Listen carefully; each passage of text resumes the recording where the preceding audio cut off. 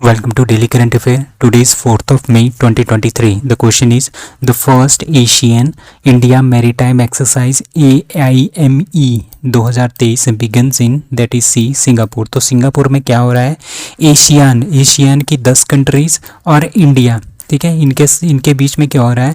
Maritime एक exercise हो रही है, नेवल एक्सरसाइज हो रही है, नेवी की एक्सरसाइज हो रही है जिसका नाम है AIME, ठीक है, एशियन इंडिया मैरीटाइम एक्सरसाइज 2023. ये पहली बार कंडक्ट हो रही है, तो आपने याद रखना है कहाँ पे हो रही है? सिंगापुर में हो रही है. क्यों हो रही है? ताकि जो एशियन जो संगठन है उसमें 10 देश हैं, ठीक है, उसमें 10 देश हैं प्लस उसमें और ये 10 देश और इंडिया इसका पार्ट नहीं है, तो इंडिया के साथ ये 10 देश क्या करेंगे? एक एक्सरसाइज करेंगे, नेवल एक्सरसाइज, जिसका नाम है AIME 2023. इसका मेन मोटिव यही है कि हमने एक दूसरे की जो नेवल स्ट्रेंथ है उसको इंक्रीज करना है, enhance the interoperability and exchange of best practices among the participating navy's.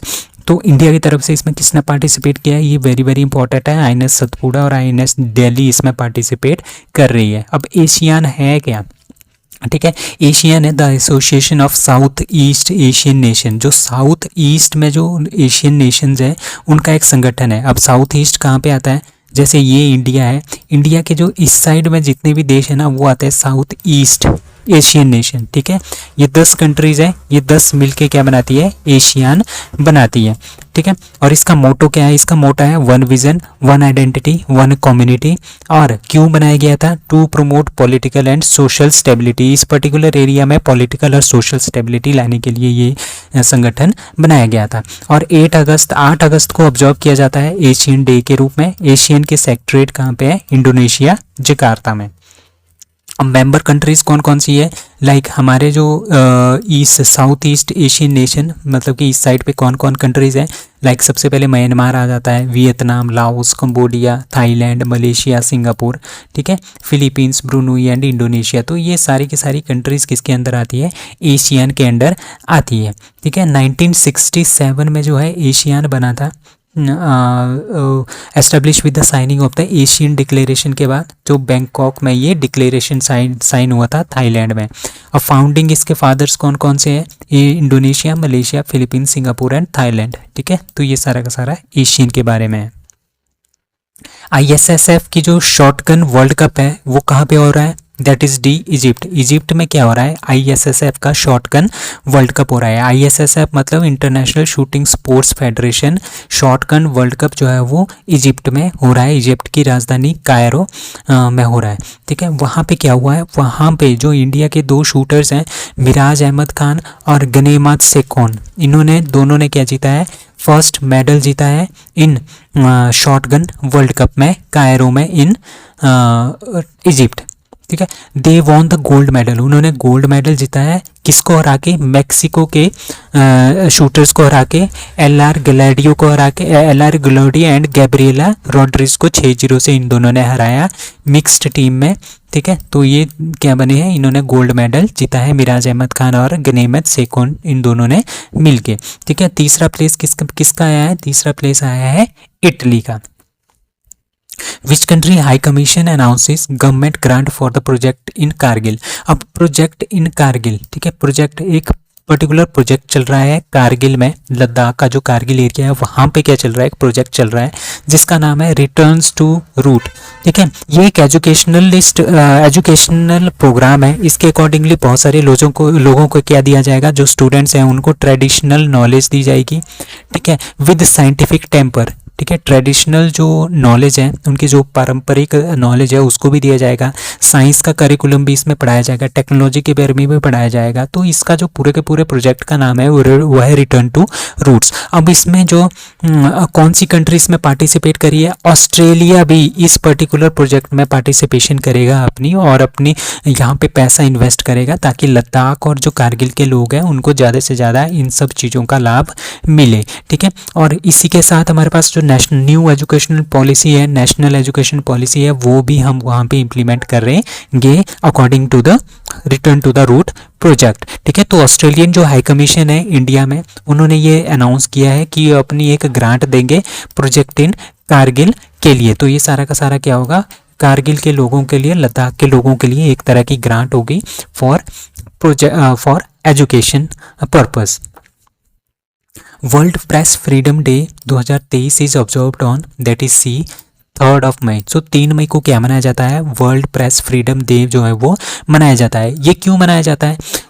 ताकि जो प्रेस है ना, जो हमारे पास जो मीडिया है हमारा, वो क्या हो जाए, वो ज़्यादा से ज़्यादा फ्री रहे, अपनी फ्री रिपोर्टिंग करे और किसी के इन्फ्लुएंस में आके, ठीक है, लाइक जैसे बड़े बड़े कारोबारी होते हैं इनके इन्फ्लुएंस में ना आए, जैसे हमारे पास पॉलिटिशियंस हैं उनके इन्फ्लुएंस में ना आए, ठीक है, अपने फ्री होके वो काम करे, अपने फ्री होके क्या करे, न्यूज़ को आगे पहुंचाए। तो उसके लिए हमारा वर्ल्ड प्रेस फ्रीडम डे 2023 को मनाया गया है 3 मई को, ठीक है। इस बार की जो थीम थी वो थी shaping a future of rights, freedom of expression as a driver for all other human rights. Very very important है ये, ठीक है। तो यूनेस्को की जो जनरल कॉन्फ्रेंस हुई थी उसमें ये आइडिया दिया गया कि हमें वर्ल्ड प्रेस फ्रीडम डे जो है मनाना चाहिए। ये आइडिया दिया गया था 1991 में, और 1993 में यूनाइटेड नेशन की जो जनरल असेंबली, उन्होंने एक रेजोल्यूशन पास किया था कि हम डिक्लेयर करते हैं मई 3 को as world press freedom day.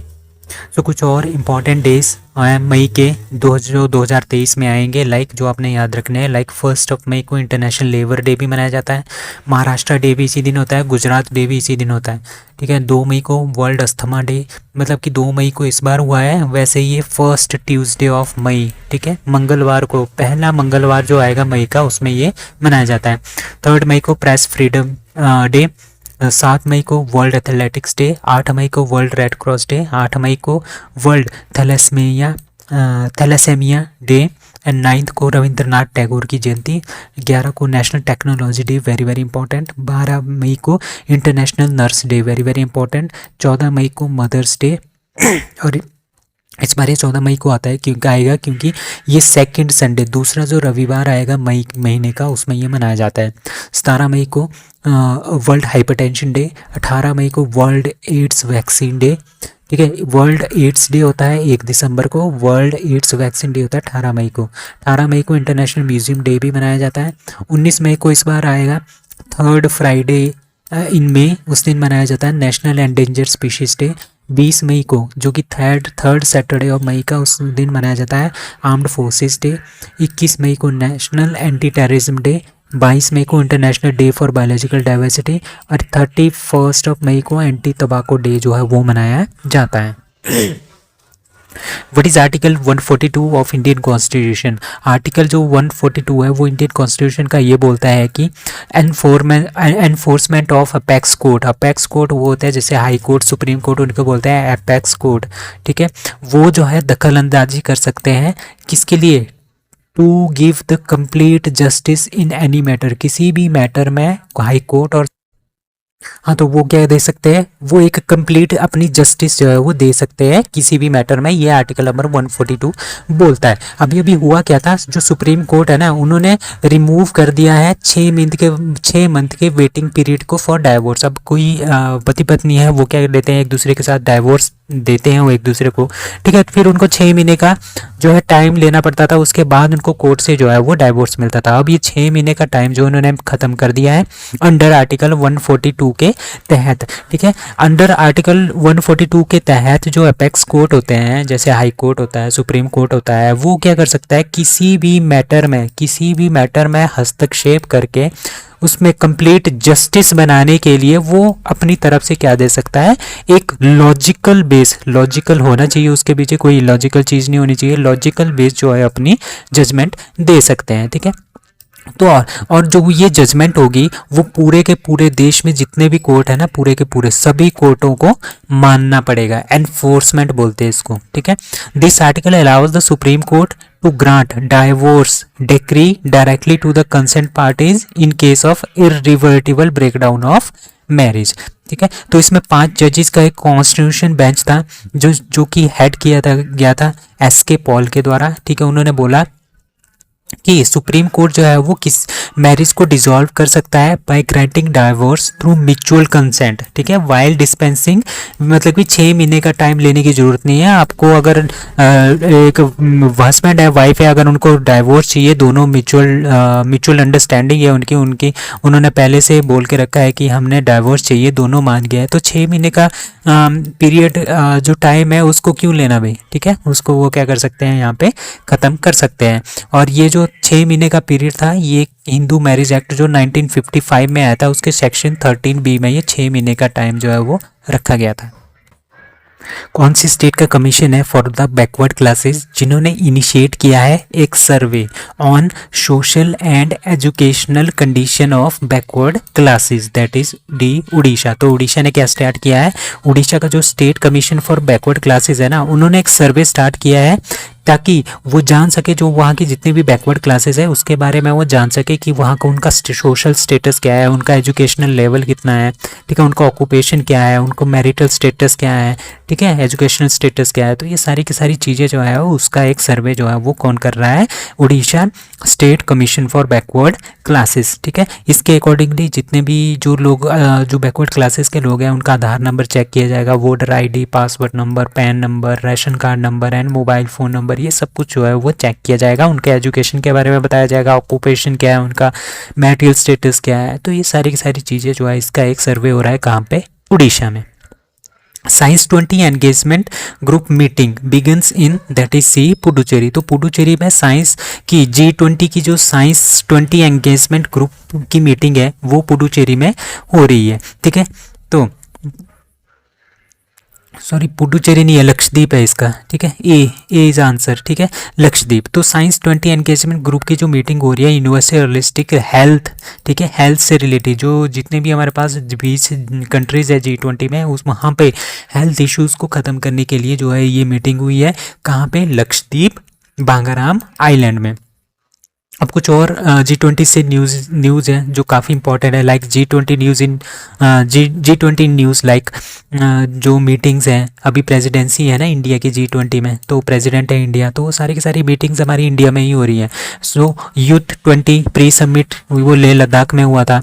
G20 summit tourism expo का जयपुर राजस्थान में हुआ था। First G20 finance minister central bank governor की मीटिंग बेंगलुरु में हुई थी। G20 research and innovation initiative gathering conference Dharamshala Himachal Pradesh में हुआ था। G20 स्पेस इकोनॉमी लीडर्स की मीटिंग हुई थी शिलोंग मेघालय में, ठीक है। Second G20 health working group की मीटिंग कहाँ पे हुई थी, गोवा में। सोरसन, खीचन एंड हमीरगढ़, ठीक है, ये 3 है न्यू कंजर्वेशन रिजर्व कौन सी स्टेट में, दैट इज सी राजस्थान। तो राजस्थान के फॉरेस्ट डिपार्टमेंट ने क्या किया है, उन्होंने अनाउंस किया है कि हमारे पास 3 और कंजर्वेशन रिजर्व जो हैं वो हैं, ठीक है। कौन कौन से ने घोषित किए हैं, सोरसन को जो कि बरन में है, खींचन जो कि जोधपुर में है एंड हमीरगढ़ जो कि भीलवाड़ा में है। इन तीनों को क्या बनाया है, नया कंजर्वेशन रिजर्व जो है वो बनाया है, ठीक है। और इसी के साथ साथ 3 न्यू एडिशंस हो गई हैं इसमें, तो टोटल अब वहाँ पे 26 वाइल्ड लाइफ कंजर्वेशन रिजर्व है राजस्थान में। तो राजस्थान की कैपिटल जयपुर में, chief minister Ashok Gehlot, governor Kalraj Mishra. तो आप देख सकते हो राजस्थान हमारा पास लैंड के एरिया में सबसे बड़ी स्टेट है इंडिया की, ठीक है। इसका पाकिस्तान के साथ बॉर्डर लगता है, पंजाब के साथ भी लगता है, हरियाणा के साथ भी लगता है, आपके उत्तर प्रदेश के साथ भी लगता है, मध्य प्रदेश के साथ भी लगता है, गुजरात के साथ भी इसके बॉर्डर लगता है। अब कुछ इंपॉर्टेंट करंट अफेयर्स है राजस्थान से रिलेटेड जो पिछले जनवरी 2022 से लेके आज तक हैं, ठीक है, जो वेरी वेरी इंपॉर्टेंट है आपके एग्जामिनेशन पॉइंट ऑफ व्यू से। तो ड्रिंकिंग वाटर सप्लाई स्कीम जो है वो 6,872 करोड़ की है been approved for Rajasthan under Jal Jeevan mission. Foundation for world's 3rd largest cricket stadium, ठीक है, तीसरे नंबर का जो सबसे बड़ा लार्जेस्ट क्रिकेट स्टेडियम है वो बनने जा रहा है जयपुर में। THDC India signs LOI to set up 10,000 megawatt solar project in Rajasthan. 4 day Maru festival कहाँ पे होता है, पोखरण राजस्थान में। Rajasthan tops in the solar electrification under Saubhagya scheme, ठीक है। Tata power solar commission 160 megawatt solar project in Rajasthan. Rajasthan का जो रामगढ़ विषधारी सेंचुरी है नोटिस्ड एज टाइगर रिजर्व, ठीक है। Rajiv Gandhi rural Olympic games कहाँ पे स्टार्ट हुई थी, राजस्थान में। Rajasthan government section 40 crore rupees for the electrical vehicle policy, ठीक है। अब ये वेरी वेरी इंपॉर्टेंट है, राजस्थान गवर्नमेंट लॉन्चेस महिला निधि, एक क्रेडिट स्कीम फॉर वुमेन। ठीक है, पहला महिला निधि जो है वो तमिलनाडु ने स्टार्ट किया था, दूसरा किया है राजस्थान ने। ठीक है, फिफ्थ एशियन साउथ एशियन जो जियो साइंसिस कॉन्फ्रेंस है 2022 में हुई थी जयपुर में। Jackson Green to invest 22,400 crore rupees for green project in Rajasthan.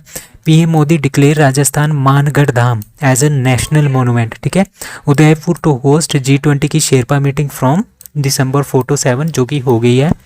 पराक्रम दिवस, ठीक है, वो सेलिब्रेट किया राजस्थान में 5 दिसंबर को। Rajasthan becomes the first state to implement blindness control policy, very very important. ठीक है, Nanira bags golden Kailasha award in Ajanta Ellora film festival. उसके बाद है Rajasthan to set up zoo for dolphins rhinos in Bharatpur sanctuaries. PM virtually inaugurates the Jal Jan Abhiyan in Rajasthan. Rajasthan CM announced 19 new district and 3 new divisions in Rajasthan. Rajasthan becomes the first state to pass right to health bill, very very important. Rajasthan को जो स्टेटूट day है वो कब मनाया जाता है? 30 मार्च को मनाया जाता है। ठीक है, इस दिन क्या हुआ था? जयपुर, बीकानेर, जैसलमेर और जोधपुर, ये 4 बड़ी बड़ी स्टेट्स थी, इनको क्या हुआ, इनको इन्होंने इकट्ठा करके एक यूनाइटेड स्टेट्स ऑफ राजस्थान बनाया, दैट इज ग्रेटर राजस्थान बनाया। 2 डे मिलिट जो महोत्सव है वो कहाँ पे स्टार्ट हुआ? जोधपुर राजस्थान में। ठीक है, तो अभी पता है हमारे पास 3 new sanctuaries wildlife conservation reserve जो है वो सोरचन है इन बरन, खिंचन है जोधपुर एंड अमीरगढ़ है बिलवाड़ा, जो कि अभी अभी नए बने हैं। अब नेशनल पार्क्स यहाँ पे कौन कौन से हैं? लाइक डेजर्ट आपको पता है कहाँ पे? राजस्थान में है। ठीक है, Keoladeo national park, Mukundra hills national park, very very important, यहाँ से एक नेशनल पार्क पक्का ही आ जाता है आपके एग्जाम में। Ranthambore national park, Sariska national park. ठीक है, mount Abu wild life and national park. ठीक है, चीफ मिनिस्टर को बता दिया अशोक गहलोत, गवर्नर है कलराज मिश्रा। अब यहाँ के फेस्टिवल्स कहाँ कौन कौन से हैं? तीज है, इंटरनेशनल काइट फेस्टिवल है, ब्रिज होली है, ओर्स फेस्टिवल है, पुष्कर कैमल फेयर है। ठीक है, कोलियाट फेयर भी यहाँ पे मनाया जाता है, मेवाड़ फेस्टिवल भी। ठीक है, कुंभलगढ़ फेस्टिवल भी यहाँ पे मनाया जाता है, Bundi festival, Matsya festival, desert festival. ठीक है, Baneshwar festival, Gangaur festival and Ashwa Pujan भी यहाँ पे मनाया जाता है। तो ये काफ़ी इंपॉर्टेंट है आपके एग्जामिनेशन पॉइंट ऑफ व्यू से। So that's all for today, thank you.